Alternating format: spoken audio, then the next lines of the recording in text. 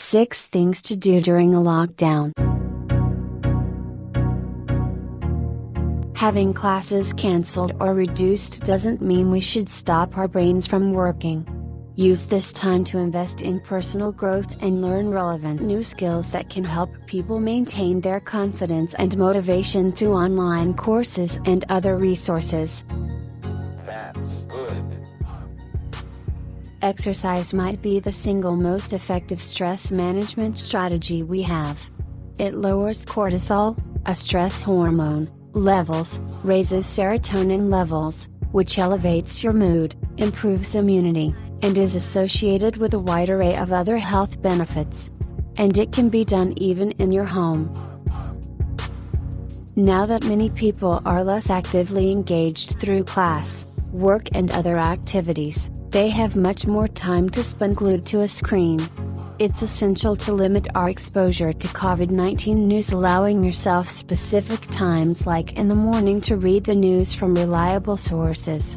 Although it's understandable to want to remain up to date, the constant stream of developing information can be detrimental to mental health. One of the upsides to having all this extra time indoors is that we can take the chance to blitz our homes and get rid of all that unwanted clutter. Tackle one room a day when you're decluttering, so that you don't lose interest. Proper storage is the answer when decluttering. If everything has its place, it will be so much easier to keep everything clear and clutter-free. Living with a pandemic has given us time to reflect on ourselves, our relationships, and what's important to us. For some of us, that means reaching out to old friends and family members or healing old wounds with people we once thought we'd never speak to again.